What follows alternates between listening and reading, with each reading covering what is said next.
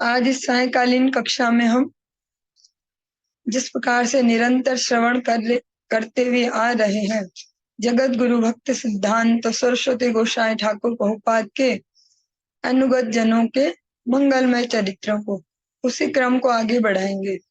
लेकिन इससे पहले एक कह सकते एक महान विरह की घटना है। अभी कुछ दिनों पहले ही हमने देखा कि गुरुदेव के गुरु भ्राता हमारे ज्येष्ठ गुरुदेव जी ने, कह सकते हैं पूज्यपाद नवीन कृष्ण प्रभु जी ने इस धराधाम को छोड़कर भगवत धाम की ओर गमन किया था। और इसी क्रम में बहुत ही जल्दी एक और वैष्णव जो इस्कॉन में आचार्य पद पर थे, महाराज जी पूज्यपाद गोपाल कृष्ण गोस्वामी महाराज, आज उन्होंने भी भगवत लीला में प्रस्थान किया। वैष्णव जनों का जाना कोई साधारण घटना नहीं है। ऐसे तो हम सुन लेते हैं एक बहुत बड़ा एक्सीडेंट हुआ, उसमें हजारों लोग मारे गए, ट्रेन गिर गई, उसमें 200 लोग घायल हुए, 500 मारे गए, तो ज्यादा कुछ नहीं लगता है। लेकिन जब कोई भगवत जन भगवान के धाम से आया हुआ जन जब वापस भगवान के धाम को जाता है तो वो सबसे बड़ा दुख है इस जगत का। आपने एक बार एक वैष्णव के तिरुभाव तिथि में जो हमारे ज्येष्ठ गुरु भ्राता है पूज्यपाद देवकीनंदन प्रभु जी से भी श्रवण किया था कि वैष्णवों का जाना सबसे बड़ा दुख है इस धराधाम पर, क्योंकि एक वैष्णव के आश्रय में लाखों करोड़ों जीवात्माएं भगवत धाम की ओर जाने का सपना देख पाती हैं।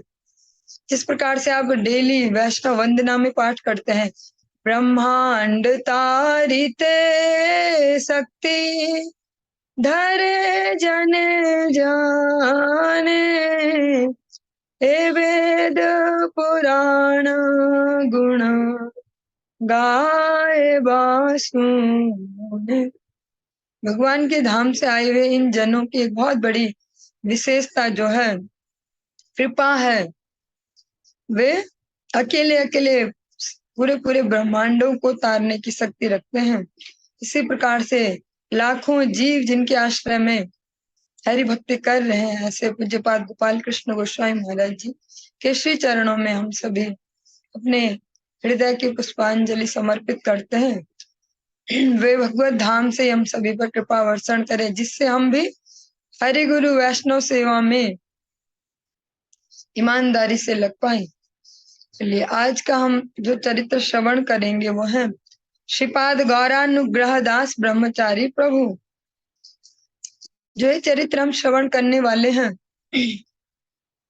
इसका कुछ हिस्सा कुछ दिन पहले भी हमने श्रवण किया, पर उस समय रिकॉर्डिंग नहीं हो पाई थी, इसलिए आज फिर से रिपीट किया जा रहा है।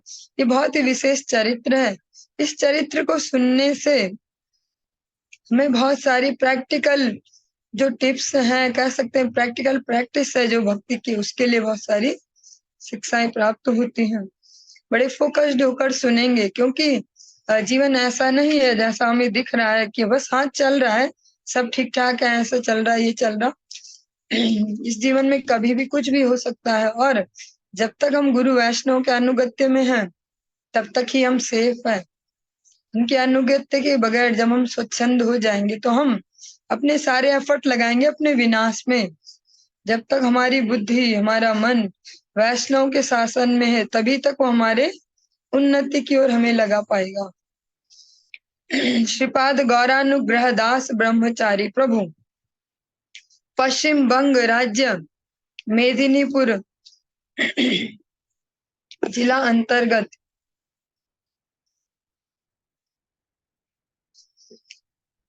भगवानपुर थाना के अमरसी नामक स्थान में जन्म ग्रहण किया। श्रील प्रभुपाद भक्त सिद्धांत सरस्वती गोस्वामी ठाकुर ने मेदिनीपुर जिला के अमरसी, सबम, तमलुक, मोहाड़, पासांकुड़ा आदि विभिन्न स्थानों पर श्री चैतन्य वाणी का प्रचार किया। प्रचार काल में जिनका हम चरित्र सुन रहे हैं ये उस समय 10th क्लास में पढ़ रहे थे। इस बालक ने 10वीं श्रेणी में पढ़ते समय अति मर्त्य महापुरुष मीन्स जो सामान्य मनुष्यों जैसा नहीं है जिनका चरित्र, ऐसे अति मर्त्य महापुरुष के दिव्य दर्शन और उनके मुख से हरि कथा श्रवण की हरि कथा का सार समझकर मन में विचार किया कि इन महापुरुष का चरणाश्रय कर मैं भी श्री कृष्ण भजन करूंगा। एक समय और फिर कुछ टाइम बाद जो उनकी अवस्था बढ़ी, और हम देखते हैं कि आज की डेट में भी बहुत सारे लोगों की कम एज में विवाह कर दिए जाते हैं, बहुत सारे कम्युनिटीज में, उसके अपने रीजंस हैं। ऐसे ही जब उनके समय में उनके विवाह की भी तैयारियां माता पिता करने लगे, तो फिर उन्होंने किसी से कुछ न कहकर एक दिन किसी को कुछ न कहकर घर से निकलकर सीधा मायापुर श्री चैतन्य मठ में चले आए। कुछ दिन मठवासियों के साथ रहकर श्रील प्रभुपाद की हरिकथा सुनी और बड़े आदर पूर्वक वैष्णवों की सेवा की। एक दिन मठवासियों के पास नवागत युवक का परिचय जानकर कि कोई नया व्यक्ति, कोई नया युवक यहाँ आया है, श्रील प्रभुपाद ने उनसे पूछा कि आपकी क्या इच्छा है, तुम यहाँ क्यों आए हो? तब वे श्रील प्रभुपाद को साष्टांग दंडवत प्रणाम करके श्री चरणाश्रय लेने के लिए मीन्स हरिनाम दीक्षा रोते हुए अपने मन की बात निवेदन की। उनकी हरि भजन करने की प्रबल इच्छा एवं इतना सुंदर विचार जानकर श्रील प्रभुपाद ने कृपा कर इनको हरिनाम और दीक्षा प्रदान करके श्रीपाद गौरानुग्रह दास ब्रह्मचारी नाम दिया। आज की डेट में जैसे हम सब भी हैं, तो हमें भी किसी न किसी वैष्णव ने कन्वेंस किया, अलग अलग प्रकार से, प्रेम से, ऐसे वैसे, तब जाके गुरु पदाश्रय मिला। हमारी अपनी उत्कंठा तो नहीं थी, लेकिन ये बाल्यकाल से, जो कह सकते हैं किशोर अवस्था से, इनकी प्रभुपाद के चरणों में निष्ठा हो गई और खुद से ही गए, खुद से निवेदन किया कि आप मुझे पदाश्रय दीजिए। दीक्षा के पश्चात नियम पूर्वक श्रील गुरुदेव की हरि कथा श्रवण, पाठ कीर्तन में योगदान, भिक्षा संग्रह, मठवासी वैष्णवों की सेवा, मधुर व्यवहार एवं भजन साधन में अत्यंत अनुराग और भक्ति भाव देखकर श्रील प्रभुपाद भक्ति सिद्धांत सरस्वती ठाकुर अत्यंत प्रसन्न हुए और इसमें एक फिर टर्निंग पॉइंट आता है। जैसे हम जगत में देखते हैं कि ट्विस्ट आता है, ऐसा एक ट्विस्ट वाला सीन आया। एक समय श्री चैतन्य मठ के प्रचारकों के साथ प्रचार कार्य में सहायता और जो कलेक्शन, जिसको कह सकते हैं भिक्षा संग्रह, उसके लिए श्रीपाद गौरानुग्रह प्रभु को श्रील प्रभुपाद ने आदेश दिया कि आप भी इनके साथ जाओ, जो टीम जा रही है प्रचार में, आप भी इनके साथ जाओ। तो इसमें अनेक अनेक सन्यासी वृंद भी हैं और ब्रह्मचारी भी हैं। ये सब मिलजुल कर साथ में गए। मेदिनीपुर, चंद्रकोणा, घाटाल, राम जीवनपुर आदि अनेक स्थानों पर गए और इनमें जो मुख्य श्रीमद भक्ति विज्ञान आश्रम गोस्वामी महाराज, उन्होंने एक रूल बनाया कि हर दिन टीम में से कोई एक ब्रह्मचारी यहाँ रुकेगा। जहां पर वो रुके थे वहां पर वह एक मारवाड़ी फैमिली के यहाँ, मारवाड़ी भक्त के यहाँ रुके और वहां रुकते, फिर वहां से दिन भर प्रचार करते, शाम को वहां आ जाते, इस प्रकार रहे। तो वहां पर नियम बनाया गया कि हर दिन कोई ना कोई एक ब्रह्मचारी यहाँ रुकेगा, रसोई सेवा करेगा, ठाकुर जी को भोग लगाएगा, सब व्यवस्था, बाकी लोग प्रचार में जाएंगे। और इस नियम के हिसाब से एक दिन बारी आ गई, नंबर किसका आया? श्रीपाद गौरानुग्रह ब्रह्मचारी, इनका एक दिन नंबर आया ये प्रसाद बनाने का। लेकिन उस दिन क्या हुआ, जो वो परिवार है हरि जो परिवार है, जो उसमें मेन वो उस परिवार के मुखिया हैं, उन्होंने किसी बात पे उनको, जो ब्रह्मचारी हैं गौरानुग्रह दास, उनका बिहेवियर उन्हें पसंद नहीं आया, जो वो भक्त है, जिनका वो घर है। उसका रीजन यहाँ पर स्पष्ट नहीं है, लेकिन जिस प्रकार से ह्यूमन बीइंग के सबके अपने अपने स्वभाव हैं, तो उस स्वभाव के चलते उनको ब्रह्मचारी जी ठीक नहीं लगे। उन्होंने उस बात को तुल दिया और शाम को जब प्रचार पार्टी आई तो उनपे बढ़ा चढ़ा के उनके बारे में गलत गलत इंफॉर्मेशन दी है, ऐसा है वैसा है, ये वो। और जो आए, तो जैसे हम बोलते ना, कोई कहीं से आए और थका सा या वैसा, और उस पे अचानक सारी न्यूज़ें मत दो, सरल जगत में भी कहते हैं। इस प्रकार से जब वो लोग आए, उनको वो जो मारवाड़ी प्रभु हैं, उन्होंने बहुत सारी शिकायत कर दी ब्रह्मचारी के बारे में। वो भी आराम से सोच ना पाए कि इससे पूछें क्या, जाने सीन को। उन्होंने उन पे भरोसा कर लिया कि ये भी भक्त हैं, इनसे सीनियर हैं, तो शायद ठीक बोल रहे होंगे। और फिर उस ब्रह्मचारी को वहां से, कह सकते हैं, अब भगा दिया कि तुम अब जाओ यहाँ से, तुम अब और सेवा नहीं करोगे, अब तुम जाओ। और जब वो प्रचार की जो टीम है वो वापस आई, फिर उस टीम में श्रीपाद जो गौरानुग्रह प्रभु हैं, उनको नहीं देखा प्रभुपाद ने, तो उनके बारे में पूछा। और फिर सबने वही सब उनको भी सुना दिया कि ऐसा ऐसा हुआ, उन्होंने ऐसा किया, उन्होंने तो बहुत शिकायत की उनकी कि ऐसे ऐसे ऐसे, और फिर हमने उसको भगा दिया, हमें ठीक नहीं लगा वो। फिर प्रभुपाद ने सारी बात सुनी लेकिन कुछ कहा नहीं, और अपने हृदय में वो दुख को धारण कर लिया, गौरानुग्रह प्रभु के जाने का दुख।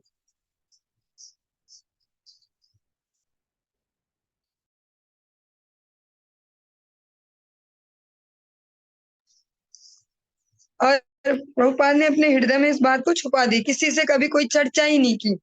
इस घटना को पूरे 2 साल हो गए, और प्रभुपाद की आविर्भाव तिथि, जो बोल सकते हैं व्यास पूजा, वो आई। फिर उस तिथि में सब लोग बैठकर बाग बाजार गौड़िया मठ के नाट्य मंदिर में शाम को सब वहां पर हैं, उपस्थित हैं, सारे सन्यासी वृंद हैं, बहुत सारे सन्यासी वृंद हैं। उनमें से बहुत सारे वो भी हैं जो उस समय भी उपस्थित थे उस टीम में, और बहुत सारे गृहस्थ भक्त ब्रह्मचारी सभी हैं। वहां हरि कथा परिवेशन करते करते श्रील प्रभुपाद के मुख से जो बातें निकली, उन्होंने कहा, श्री कृष्ण भजन को छोड़कर दुर्भाग्यवश जीवात्मा माया के कारागार में अत्यंत जब भगवान का भजन छोड़ दिया, तो जो माया देवी का जो ये कारागार है, इस जगत को कहा जाता है जेल। इसको हम समझते हैं कि मस्त है यहाँ जिंदगी, बस बहुत बढ़िया, ऐसे सेट हो जाएगा, ये सेट हो जाएगा, बहुत बढ़िया है जीवन। उनका जीवन देखो कितना फिट है, कितना बढ़िया इनका सब कुछ, लेकिन इसका वास्तविक नाम है जेल। जो दुर्गा देवी है, उनका ये दुर्ग है, वो यहाँ की जेलर है, जिनको माया शक्ति कहा जाता है। तो जीवात्मा माया के कारागार में अनंत जीवन से दुख पा रहे हैं। भाग्यवश कोई जीवात्मा भगवान की कृपा के द्वारा एक दिन उससे निकलकर, इस जेल खाने से निकलकर, गुरु वैष्णव के चरणों में आश्रय लेकर श्री कृष्ण का भजन करने में चेष्टा करते हैं। जिस प्रकार से आप सभी जानते हैं, ब्रह्मांड भ्रमिते कौनु भाग्यवान जीव, हरि गुरु प्रसादे पाई भक्ति लता बीज। भ्रमण करते करते करते करते अनेक अनेक जन्मों में, जिस प्रकार से आपने पिछले दिन भी श्रवण किया था कि हम सुनते तो है 84 लाख योनि, सबको याद भी हो गया, भारत में जो पैदा हो गया उसको याद हो गया 84 लाख योनि, 84 लाख योनि। लेकिन इतना ही नहीं है मामला कि एक जीवन, फिर दूसरा, फिर तीसरा, 84 लाख, और पूरा हो गया। एक एक योनि में, एक एक स्पीसीज में कितने कितने वर्षों तक हम भटक रहे हैं, इसका भी कोई हिसाब किताब नहीं है। मच्छर, कितने टाइम तक मच्छर जीवन है उसका, इसका भी कोई हिसाब किताब नहीं है। अगर उसका 1 मिनट भी बचा था मच्छर शरीर का, उससे पहले किसी ने मार दिया, तो उस 1 मिनट को पूरा करने के लिए फिर मच्छर बनेगा।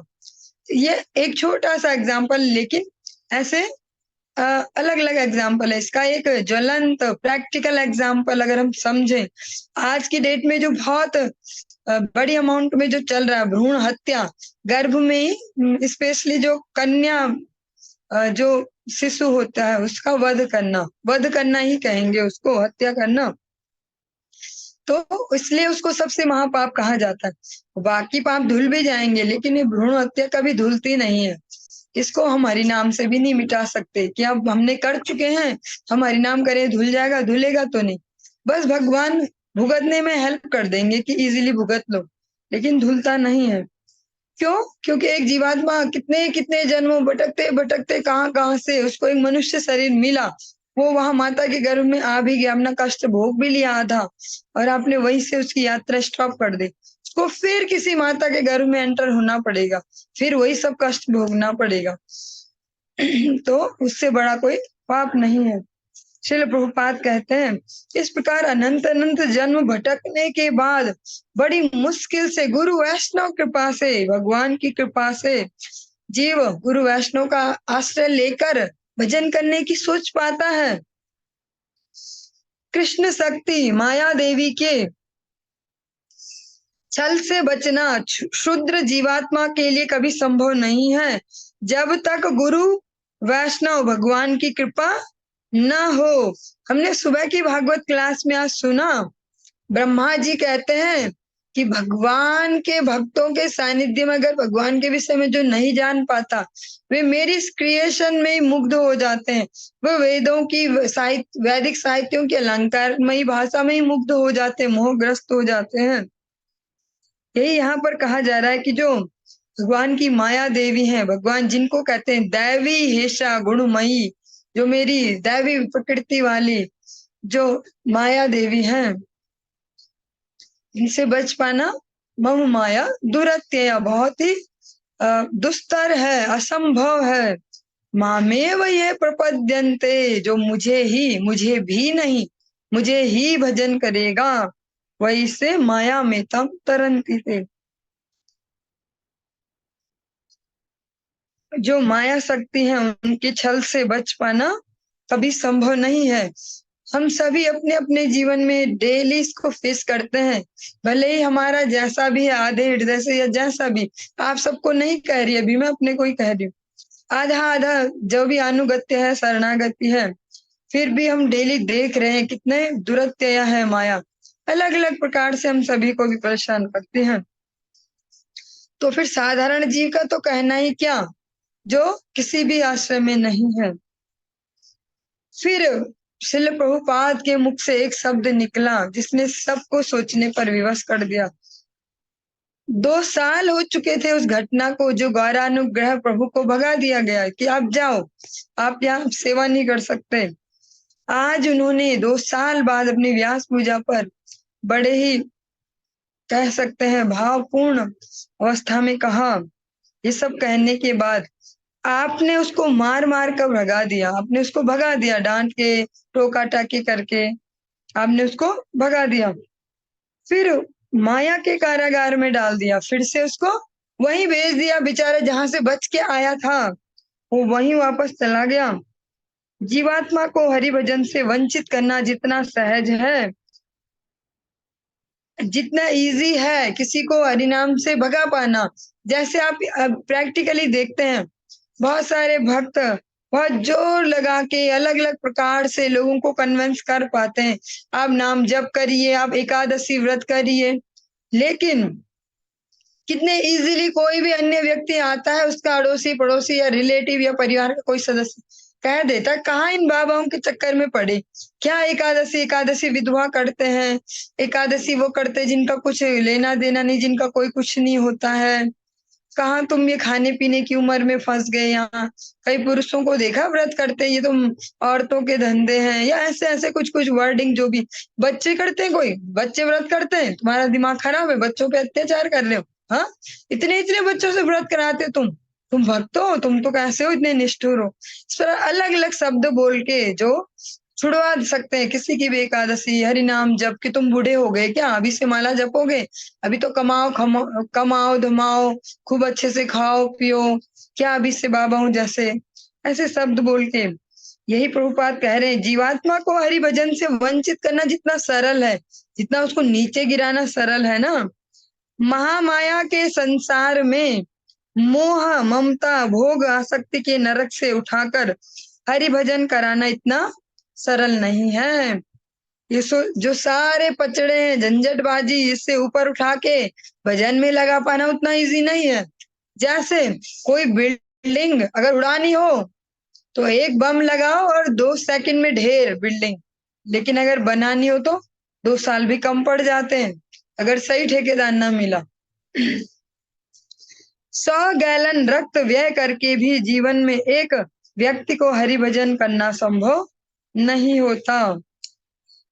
जो हम बार बार कहीं अलग अलग पत्रिकाओं के माध्यम से श्रील प्रभुपाद के उपदेशावली श्रवण करते हैं, उसमें हम सुनते तो हैं 100 गैलन रक्त व्यय करना पड़ेगा तब एक व्यक्ति को भजन में लगाओगे।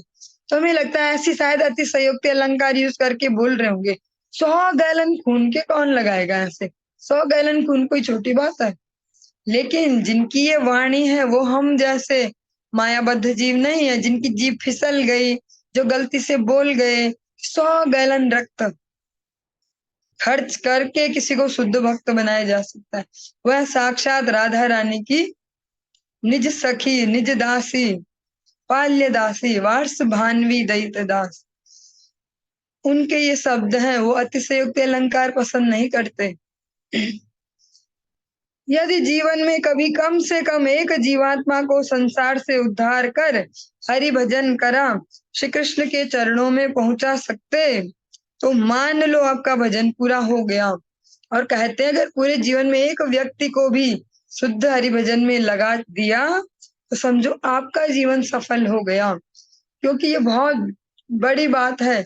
हम हॉस्पिटल खुलवा दें, हम कहीं पानी की फिटिंग करवा दें, हम जो जो भी कह सकते हैं, सोशल सर्विस कुछ करें, लेकिन वो इसी शरीर तक ही चलेगी, वो इस शरीर तक ही काम आ पा रही है। लेकिन अगर एक जीवात्मा को भगवान के चरणों में सरेंडर करा दिया तो आपने उसको सब कुछ फ्री में ही दे दिया। समझो हॉस्पिटल भी दे दिया, पानी भी दे दिया। क्योंकि अगर वो शुद्धता से भगवान की शरण ले ले तो भगवान कह रहे हैं योगक्षेमम मोहाम्यहम्, भगवान बना देंगे उसके लिए वैसी परिस्थिति। हॉस्पिटल की अगर उसे आवश्यकता होगी तो डॉक्टर ही भक्त मिला देंगे जो बोलेगा आप पे पैसे नहीं, कोई बात नहीं, भक्तों का हम फ्री में इलाज करते हैं।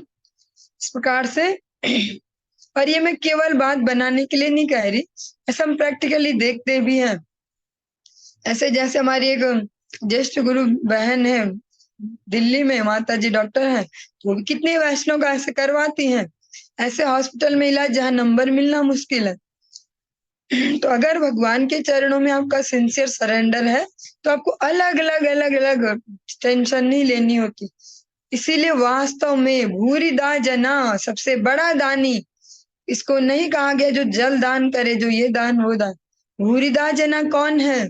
ब्रज गोपियां जो भक्ति के सर्वोच्च शिखर पर हैं, जिनका ज्ञान संपूर्ण है, जिनका ज्ञान सांसारिक दोषों से ग्रस्त नहीं है, वो कहती हैं तव कथामृतम तप्त जीवनम कविभिरीडितम कल्मषापहम् श्रवण मंगलम श्रीमदाततम भुवि गृह्णन्ति ते भूरिदा जना। सबसे बड़े दानी, अगर ये दानी फिर उसके बाद ये वाले होते हैं, फिर ये वाले, फिर शिक्षा दान करो, फिर ये करो, जो जो भी बोला जाता है, सबसे बड़े टॉप लेवल के जो दानी है वो आपकी कथा को देने वाले,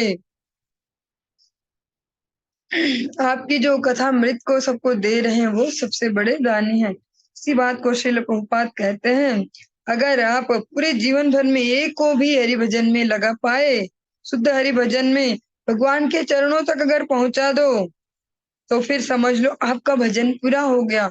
भजन का मीनिंग वो नहीं है कि हम बैठ बैठ के घंटों घंटों माला खिसका पा रहे हैं कि नहीं, उसके लिए तो जो नियम पकड़ा है उतना ही बहुत है। लेकिन जो आप पे टाइम बचे उसमें बाहर निकलिए, आसपास देखिए किसको हम हरि भक्ति में लगा सकते हैं, तभी वो वास्तविक गुरु सेवा होगी। माया शक्ति प्रबल और क्षुद्र जीव की शक्ति दुर्बल है। जो भगवान माया है वो बड़ी प्रबल है और जो साधारण जीव है वो तो बड़ा दुर्बल है। माया शक्ति कैसे प्रबल है? हम अनेक अनेक एग्जाम्पल अपने इतिहास में श्रवण करते हैं कि भैया इतने बड़े ऋषि थे विश्वामित्र, लेकिन फिर भी देवताओं ने साजिश रची, उनका भी पतन करवाया। ऐसे अनेक अनेक एग्जाम्पल हम सुनते हैं कि मम माया दुरत्य या कैसे है प्रैक्टिकली। तो जो साधारण जीव है जो पहले से इसमें ही डूबा है विषयों के रस में, उसको तो क्या कहना। गुरु वैष्णव का आश्रय और सहायता लेकर श्री कृष्ण भजन के लिए चेष्टा करते हुए भी माया के प्रबल प्रभाव से कभी कभी पिछले अनंत जन्मों के अभ्यास से वशीभूत कुछ भूल हो जाना एक जीव के लिए स्वाभाविक है।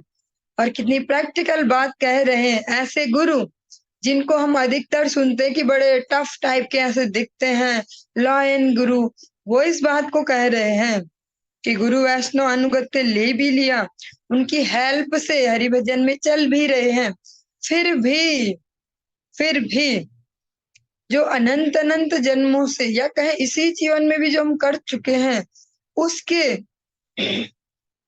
जो हमारे सबकॉन्शियस माइंड में या चित्त में, चेतना में, मन में जो उसके फिंगरप्रिंट्स हैं, ब्लूप्रिंट्स हैं जो छपे हुए हैं, उनको इरेज करना इतना इजी नहीं है।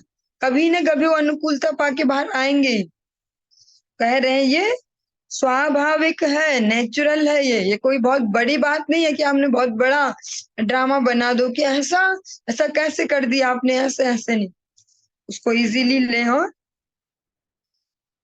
उनको क्षमा करना, समझा बुझाकर, सिखाकर, सहायता कर ठीक मार्ग दिखाना आप सबका काम है। आप सब किस लिए इस संसार में आए हो?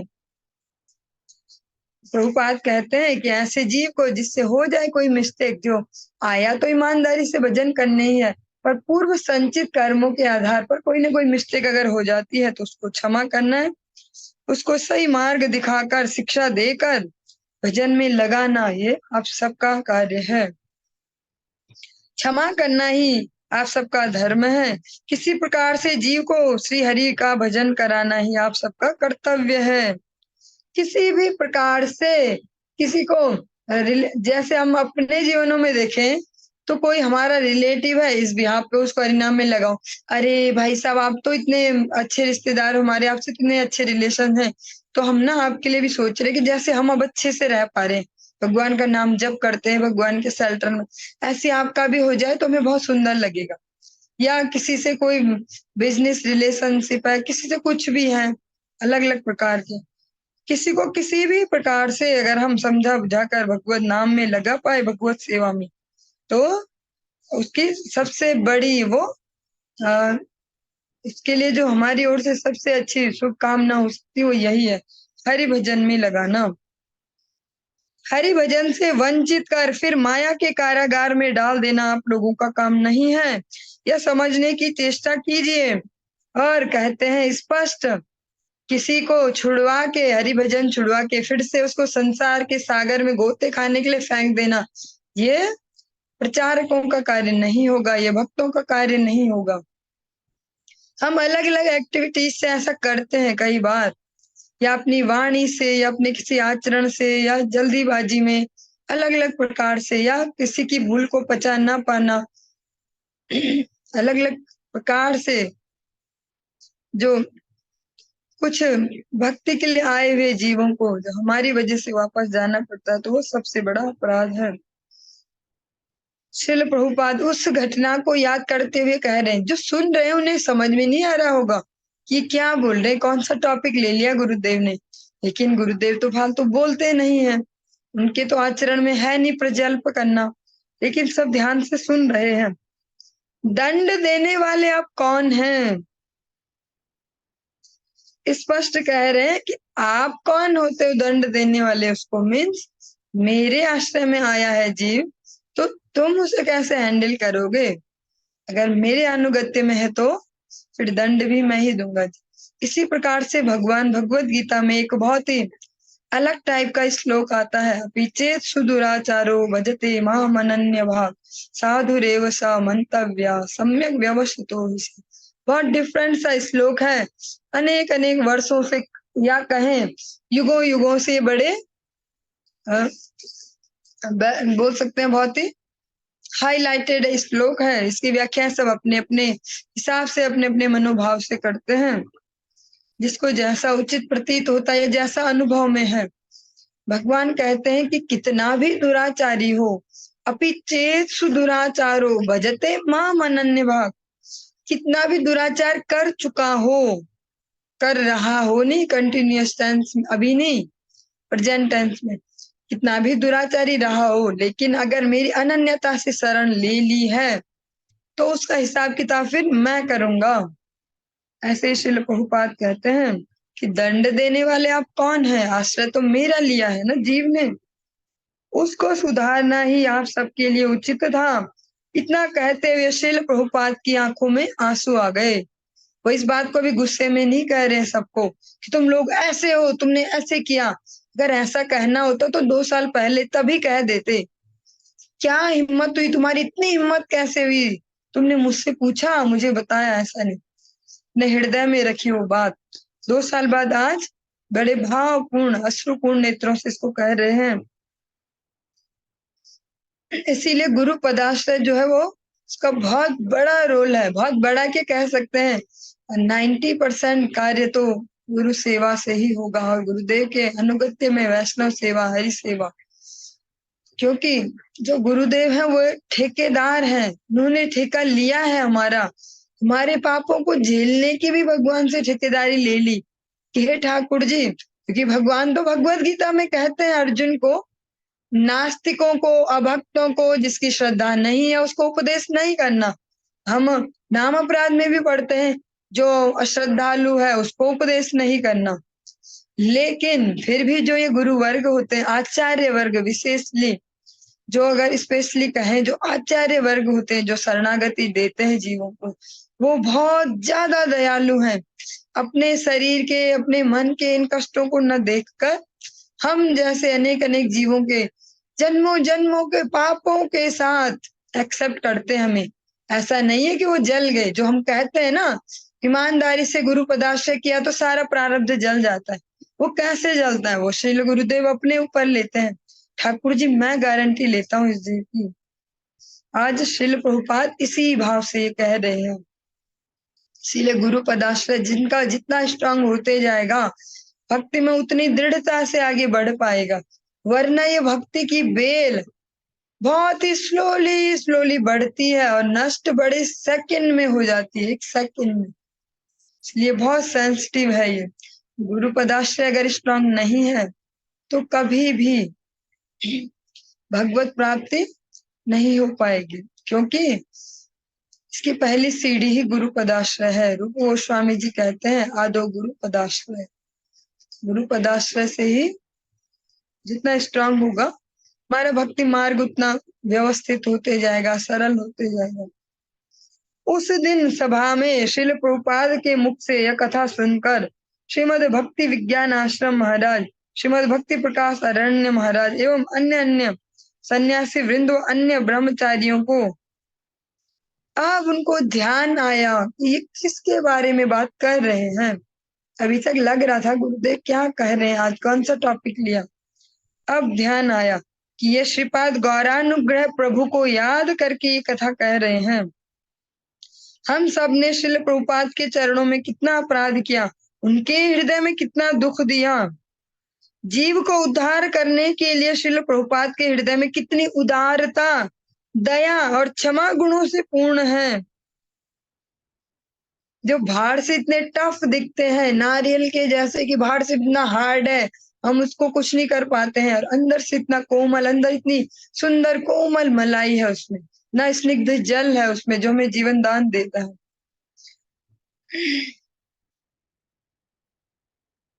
जीव को उद्धार करने के लिए श्रील प्रभुपाद के हृदय में कितनी उदारता, दया और क्षमा गुणों से पूर्ण है। यह सोचकर उन सब ने श्रील प्रभुपाद के चरणों में क्षमा प्रार्थना की, और सब ने मिलकर विचार किया कि श्रीपाद गौरानुग्रह प्रभु को ढूंढ कर लाएंगे, कहीं से भी हम ढूंढ कर लाएंगे।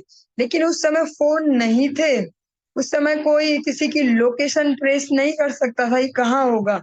हम गूगल से पूछ लें कि कहाँ है वो व्यक्ति, और उस समय ज्यादा घोड़ा गाड़ी ये वो कुछ धाम ताम कम से कम था, और कहाँ जाना क्या करें। लेकिन उनका पूर्वाश्रम कहाँ है यह किसी को पता नहीं है, और किसी को भी एग्जैक्ट पता नहीं है वो किस गांव से बिलोंग करते थे। गए तो घर ही होंगे वापस जब हमने यहाँ से भेजा है, लेकिन एग्जैक्ट पता नहीं है। केवल इतना पता था कि जो डिस्ट्रिक्ट है वो क्या है, जो जिला है वो मेदिनीपुर है। और वो सब के सब एक टीम बना के मेदिनीपुर जिला में भिक्षा का बहाना लेके अनेक अनेक स्थानों पर उनको ढूंढने लगे। इस प्रकार घूमते घूमते एक दिन अमरसी नामक स्थान पर एक गली में जाते समय अचानक एक छोटी सी कुटिया के अंदर ध्यान से घड़ी मरम्मत करते हुए उनको देखा। वो रिपेयरिंग कर रहे हैं, वॉच रिपेयरिंग।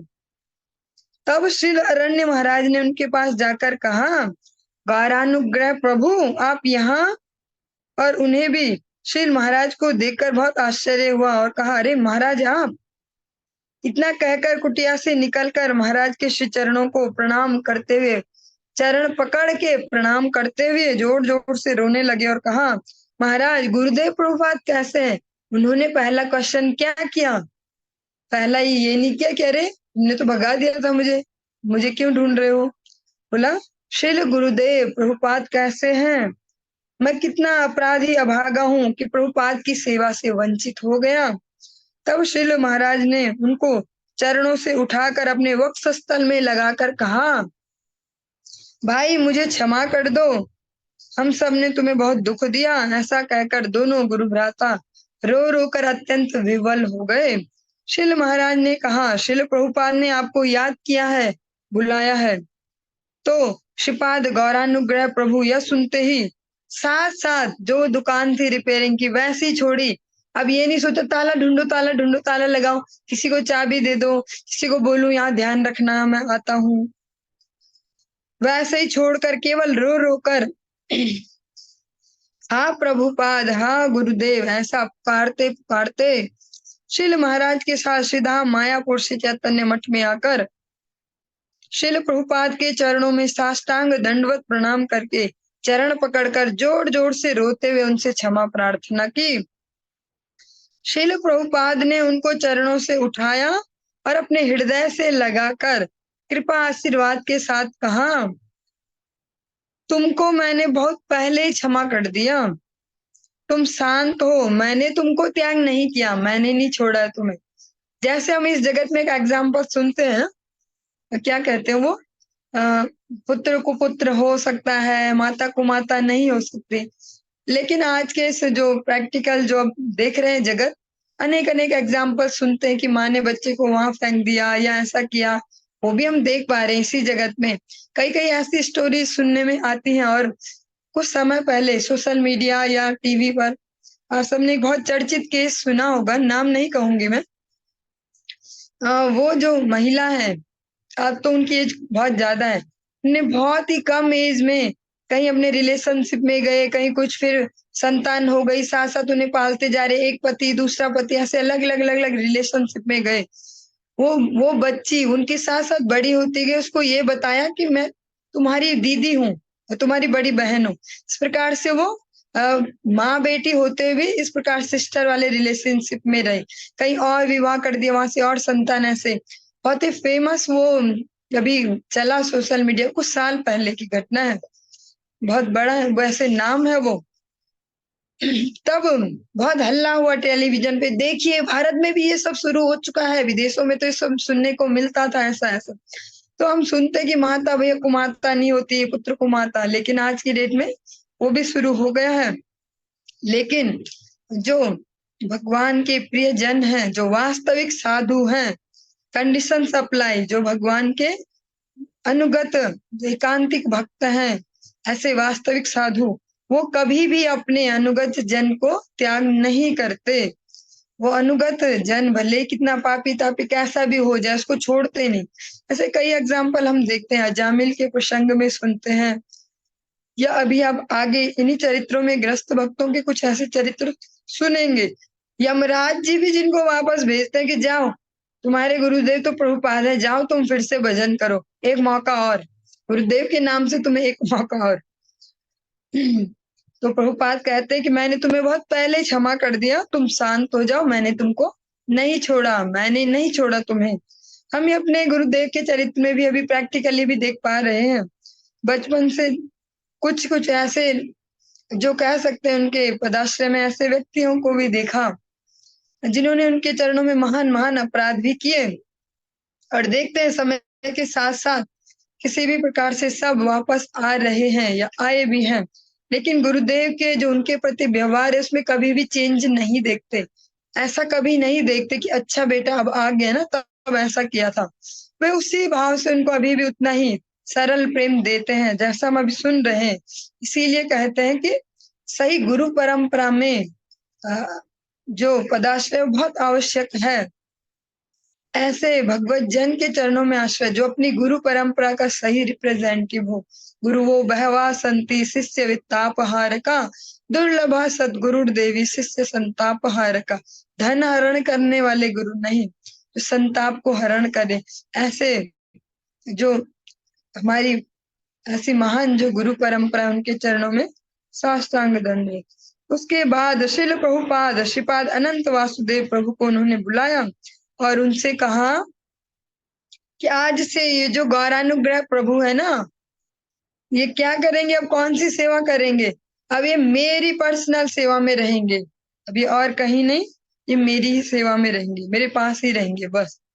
इस प्रकार शिल प्रभुपाद ने श्रीमन महाप्रभु का जीव उद्धारक औदार्य लीला, जो महाप्रभु का महावदान्यता, उसी को ही आगे उन्होंने उसको ही कह सकते हैं आगे कैरी फॉरवर्ड किया है, उसको ही फॉरवर्ड किया है।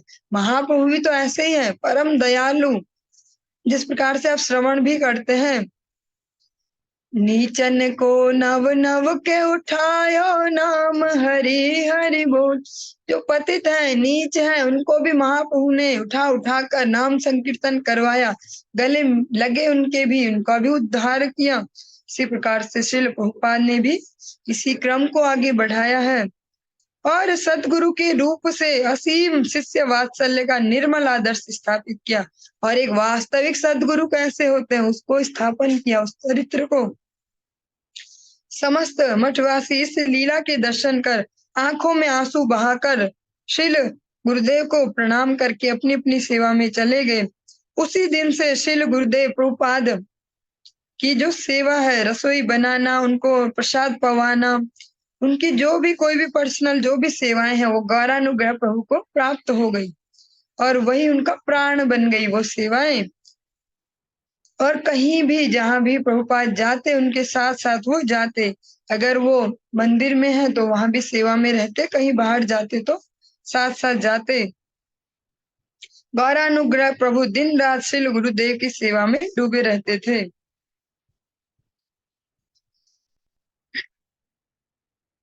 और शिल प्रभुपाद के जब अंतर्ध्यान लीला प्रकाश हुई तो उन्होंने श्रीमद भक्ति विलास तीर्थ गोस्वामी महाराज के अनुगत्य में श्री चैतन्य मठ में मद्रास में और कभूर मीन्स जहाँ पर राय रामानंद गौड़ीय मठ है, जहाँ पर 2 महीना पहले गुरुदेव ने श्रीमद भागवतम पाठ किया था, वहां पर उन्होंने सेवाएं की। और अंत में जो उनका अंतिम समय है जीवन का, जब भगवत धाम जाने की तैयारी थी, तो वे वापस श्री धाम मायापुर में आ गए, वापस चैतन्य मठ में। वहीं पर ही भगवान की लीला में उन्होंने गमन किया। चलिए, हरे कृष्णा। आज की इस चर्चा को हम यहीं पर ही विराम देंगे, आगे कल कंटिन्यू करेंगे। हरि बोल।